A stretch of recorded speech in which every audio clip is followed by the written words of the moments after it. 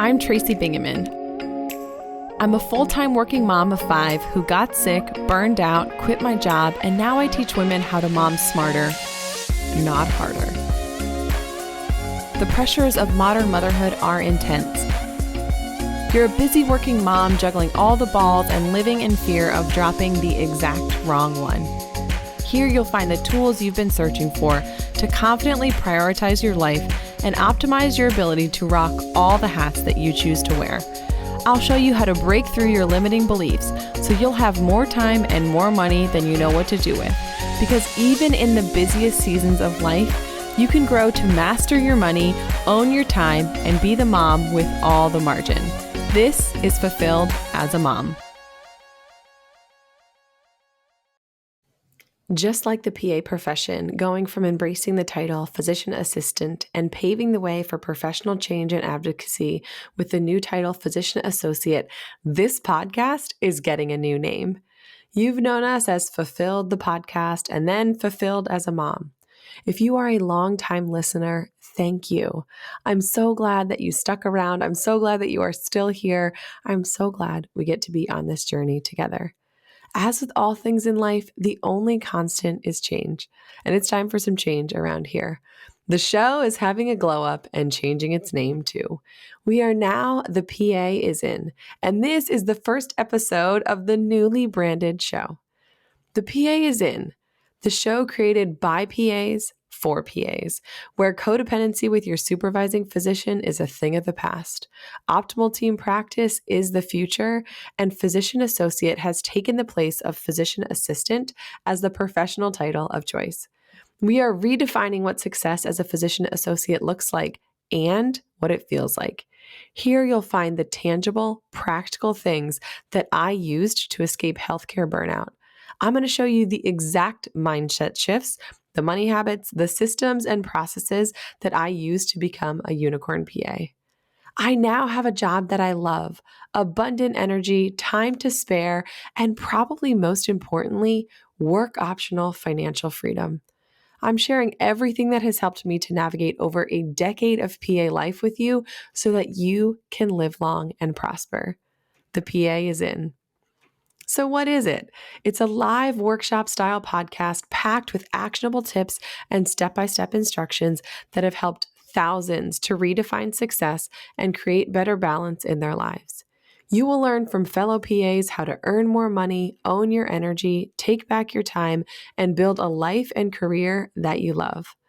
I'll be teaching on how to build boundaries, strategies for managing your schedule, negotiation hacks, and my unfiltered, authentic PA-specific truths and inspiring stories that can help you to create a life, a schedule, and a paycheck that you are proud of. You'll hear the most tangible, practical things that I use to escape burnout and become that unicorn PA. Along with sharing the best kept secrets, creating prosperity as a PA, I'll interview PAs and thought leaders who will share their best practices and evidence-based advice to help you create a life you love. Now, if you're new around here, you might not know about my experience with burnout. So, 2 years ago, almost exactly, I got so burned out that I was crying in a puddle on the living room couch after my daughter called me stupid. So let me set the stage for you. I'm about 8 years into my career as a PA, and I'm working as a urology PA at a big university health network. I was inpatient only, so I spent about 2.5 days a week rounding at several different hospitals and 2.5 days a week in my favorite place in the entire world, the operating room. When I was a PA student, I walked into the operating room and I never wanted to leave. You want to hear something funny? Before that, I thought I wanted to do family medicine. Who here does primary care? Bless your heart.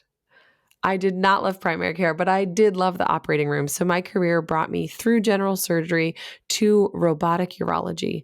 I was doing really cool surgeries. I was clamping renal arteries and doing partial nephrectomies. I was assisting on major reconstruction after cystectomy. We were reimplanting ureters. We were taking out whole kidneys. We were doing all of the cool urologic surgery. It was incredible until it sucked.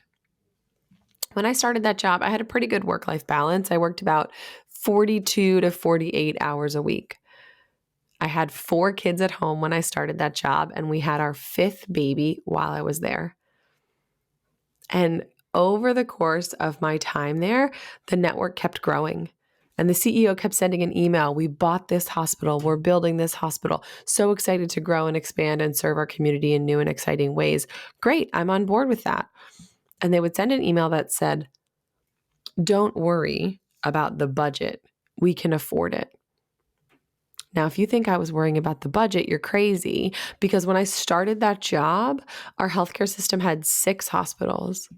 And by the time I reached the depths of burnout and quit, we had 14 in 2 years. It was major, major expansion, and they were growing at a rate that we couldn't sustain from a human resources standpoint. So I wasn't worried about the budget and who was going to pay for that new hospital. I was worried about who was going to round at that new hospital. I was worried about who was going to answer the phone calls from the ER, because I was already inundated with more inpatients than I'd ever had on my census, with sicker patients with higher acuity. And now I went from covering 2 hospitals to covering 6 hospitals and 2 community hospitals on the periphery. I was like the transfer center. They were calling me for everything. I was working 60-hour weeks, and we were on call every other week, 1 weeknight. So I'd work in the OR 7A to 7P, and my call would start at 3 p.m. So 7A to 7P in the OR, 3 p.m. my call starts and goes till 7 a.m. the next morning. And then I work 7A to 7P the next day. And no, those shifts, those 7A to 7P shifts, they weren't 12-hour shifts. They were 8-hour salaried days. And 4 of the hours I was accidentally volunteering, which we'll talk about a little bit later. And I was getting super burned out. I was occasionally working 36-hour stretches without more than 2 hours of sleep. Why does the healthcare system think that this is okay? We make sure that over-the-road long-haul 18-wheeler truck drivers log a certain amount of sleep for them to be safe. But I could be scrubbing a case next to a surgeon who was on call, and neither of us had slept in days. It was entirely unsafe for us, and it was entirely unsafe for the other people on the road with us, and it was really unsafe for our patients. So one day, Thursday morning, I had been on call the night before. I had worked pretty much around the clock. I think I slept for 1.5 to 2 hours that night. I'd gone into the ER to reduce a paraphimosis, and I got that guy out of AFib, and I stabilized his blood pressure, all by reducing his foreskin. Thank you very much. And I walked in and said to the ER doc, I made him better. And he did. He got better. But I didn't sleep that night. And it was 6 a.m. and my daughter, she's 4 now, but she was 2 at the time. She walked out of bed in her little purple footy pajamas with tiny pink owls on them. She rounded the corner. Someone must have gotten her out of her crib. I don't know who did that, but it certainly wasn't me, because I was on my laptop and I was on the phone and I was holding my pager, and I was beyond exhausted. Beyond exhausted is actually a significant underestimation of how tired I am at this time. I could cry at the drop of a hat. I could have cried if the wind blew. And so she rounds that corner, and she's so sleepy, and she's got little tiny, like sleepy seeds in her eyes. She's so warm and snuggly, like a new toddler just out of bed. And she says to me, "Mama up." She wants me to hold her. And I'm on the phone and I'm on my laptop, and I've got a guy with Fournier's gangrene at a peripheral hospital who needs a helicopter to our big university health center. And my 2-year-old daughter wants me to hold her. And I say, "Honey, I can't hold you. I'm working."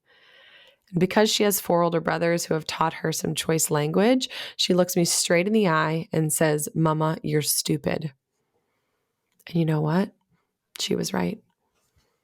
In that moment, I lost it, and I was crying and I was carrying on. And one of my older sons said to my husband, "Hey, Dad, I think that Mom needs a timeout. She's overreacting." And he was right. I have never needed a timeout so much as I did that morning. So my daughter called me stupid, and I realized that I was sacrificing my health, my sanity, my relationships, and myself at the altar of a system that did not care about me. The healthcare system will not love you back. If something happens to you, your family will never be the same. And the healthcare system would step over your still warm body to fill your role. My mission on this earth is to help other PAs to avoid burnout, to recover if they are burned out, and to early identify burnout in themselves and their colleagues. I want to remind you that you can establish healthy boundaries. You can know your core values. You can have sustainable self-care strategies that work for you, even if it's rare and unpopular in this healthcare system. It's possible to be a badass, well-compensated PA with healthy boundaries and a life where you sometimes work, not a job where you squeeze your life, yourself, and your family into the cracks of your schedule. On the PA is in, you can expect to hear about finances, energy saving and generating techniques, and how to have more time for what you value most in this life. Now, I love being a PA. Despite walking through burnout, the PA career has been incredible. It has been a really great blessing.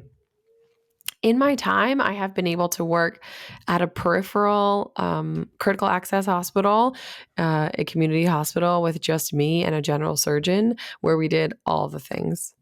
And then I moved to a bigger university health network where I worked one-on-one with a surgeon doing general surgery. And that positioned me well to get that position in urology, which I loved until I hated it. And then I resigned.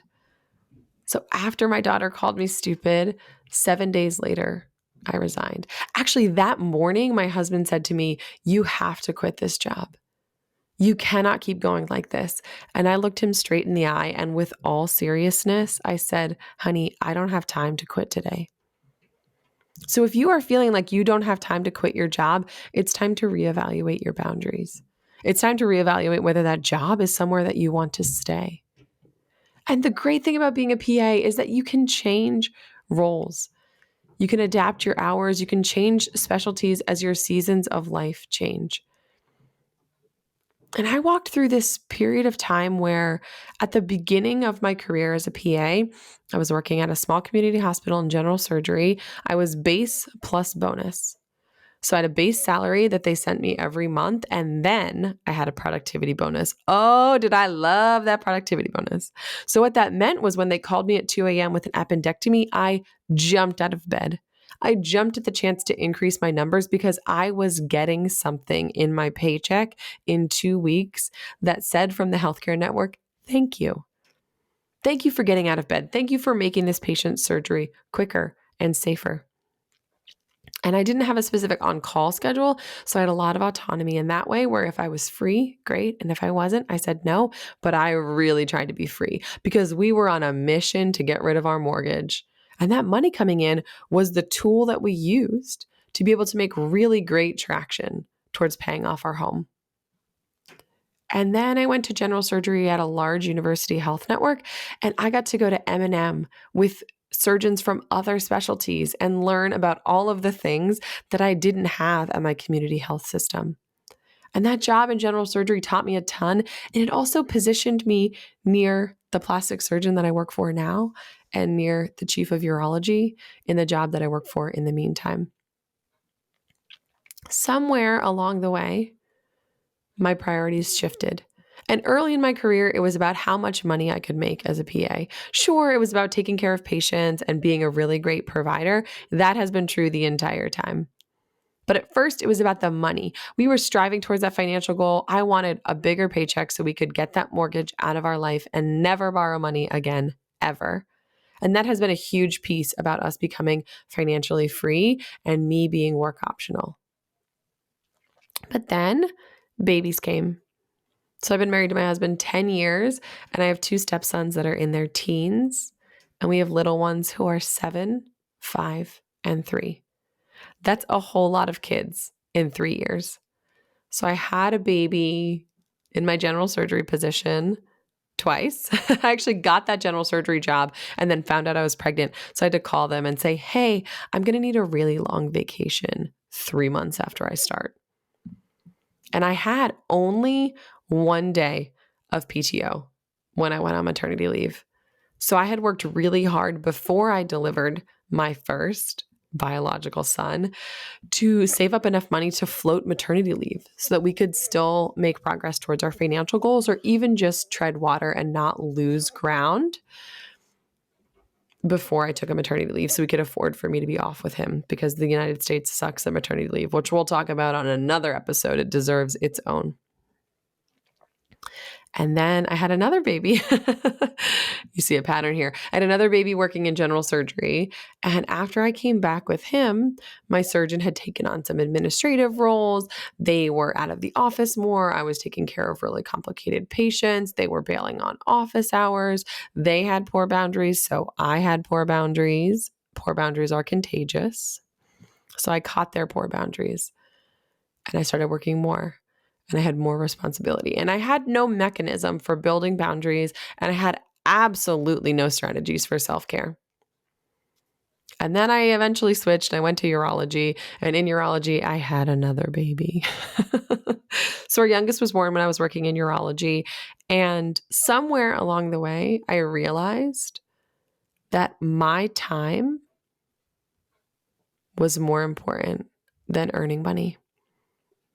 My values shifted, and what I valued flipped. So I was valuing time more than money. If you want to know more about that, or if you want to identify what your core values are, scroll back and play episode 144. I'll link it in the show notes and walk through an exercise on how to identify your core values. I'll tell you how I did it and how you can do it. And there's a nice little cheat sheet for you to download so you can walk through it on your own.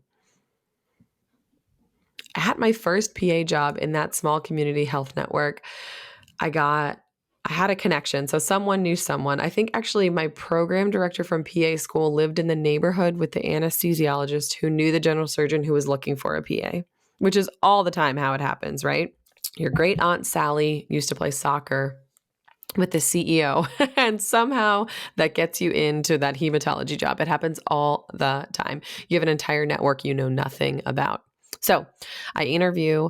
They say they want to hire me. I'm the first surgical PA they've ever hired. It was a tiny network. They had outpatient primary care PAs and they had ER PAs. And there was one nurse practitioner working in a cardiology group, and that was it. So I was the first surgery PA to ever join this. They were calling themselves a network, but let's be serious. It was 2 tiny community hospitals 8 miles apart because the people in one town would not drive across the bridge to get to the other hospital. So they needed 2 hospitals that were really redundant. Tiny health system. And I say that with quotes. And they say, what do you want to make? And I said, I think I had written down in my little DeSales University portfolio, 82 to 85,000. And I said 82,000. Why I didn't go for the higher number, I have absolutely no idea. And they didn't blink. They said, okay. And I immediately said, damn it. I'm still kicking myself for that 10 years later. I should have said more.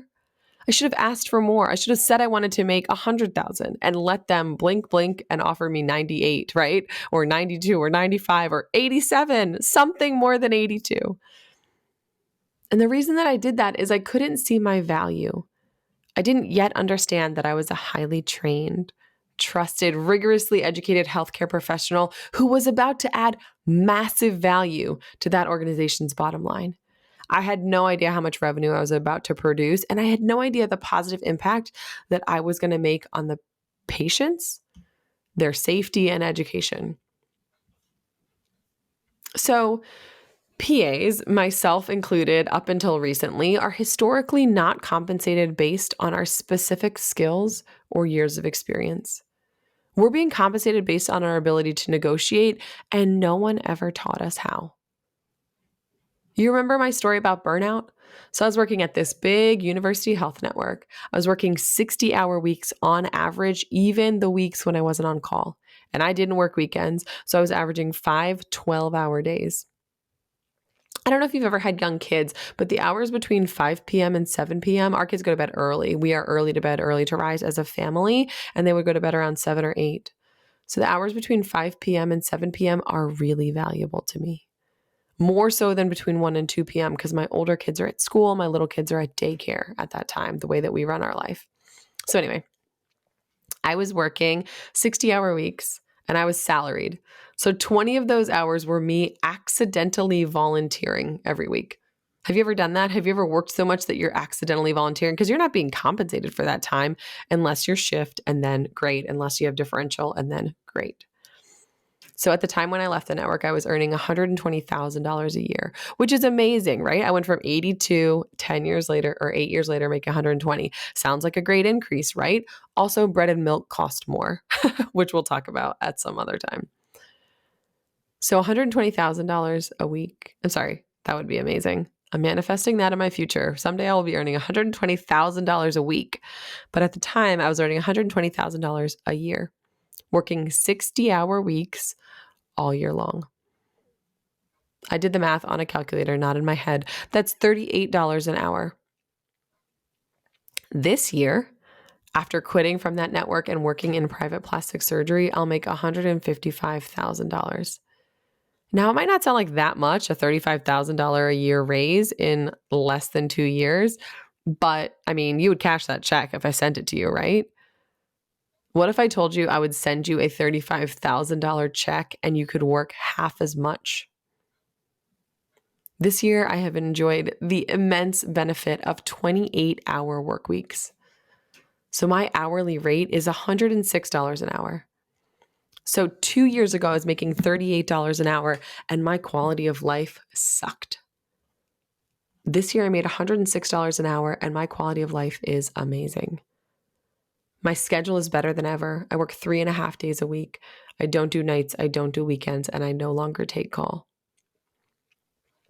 My paycheck is fatter than ever. And most importantly to me, now remember, I now value time over money. The most important thing to me is that there were over 1,500 hours this year that I didn't work. So I got to take voice lessons and exercise and go to yoga and hang out with my family and go on a lunchtime date with my husband. I got to pull my kids out of school to ski with me and to go to Dorney Park, this amusement park near us, or to go for a run or a walk or the dentist. If you are multitasking, come on back, because what I'm about to say is going to change your life. It's going to change the way that you see the future of your career as a PA, and it's going to open up the possibility that you never thought was possible. I quit a job working 60 hours a week and earning $38 an hour with no plan whatsoever because we had been diligent financially, and I landed a job 6 weeks later working 28-hour weeks and earning $106 an hour. I've nearly tripled my hourly income and slashed my work hours in half.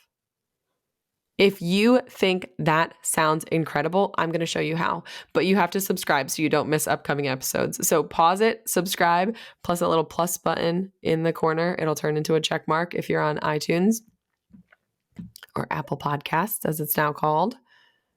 I want every PA listening to know how to negotiate to earn more money and work less hours, just like I do. In my career and in my experience working with clients one-on-one, I see 5 very common, very costly mistakes that PAs are making, and it's the reason that you didn't get a raise the last time you asked. It's the reason that this year you had a quote-unquote performance evaluation that resulted in a 2% cost of living raise. It's the reason that the salary survey isn't more impressive. If you want to know what mistakes you're inevitably making, go to tracybingman.com/mistakes. I will link it in the show notes and download your guide. It is the mistakes, and it's also what to do instead. It's how to prove your value to your administrator. It's how to get them to understand what you're bringing to the practice. It's how to set a strong anchor and leverage it. I am so glad you are here, guys. I am so excited about this rebrand. I'm so excited for this show to be The PA is In, for it to be physician associate focused, and for it to be serving you in this very specific space that we live in. Thank you for listening to The PA Is In. If this episode helped you at all, if the stories that I shared and the advice that I gave resonated with you, served you in any way, and helped you to feel less alone in this crazy healthcare world, first of all, yay, I'm so glad that it's working. And second of all, the very best thank you that you can give us is to share this episode on social media. Send it directly to one of your PA colleagues, your work bestie or your work husband or wife, and share it with that PA school classmate that you only ever connect with on Facebook. I will wait while you decide exactly who and how to share it. Thank you so much from the very bottom of my heart. I guess I should say the very apex of my heart. Someone in cardiology, tell me if that's right. Thank you from the apex of my heart for tuning in to the show by PAs for PAs, where we help you to build your life so you can live long and prosper. It's your turn to get inspired, take effective action, and become one of those unicorn PAs who loves their job, has abundant energy, has time to spare, and enjoys work-optional financial freedom. This PA is out. I'm doing a victory dance right now because you did it. You took the time to tune in, to reach for a better life, and to take care of you. Did our time together go by way too fast for anyone else? Head to fulfilledasamom.com for show notes and all the discount codes from today's show. You now have the tools and knowledge to change your life. Go blaze your trail, take that step, make the shift, and do the work to create fulfillment in your life today.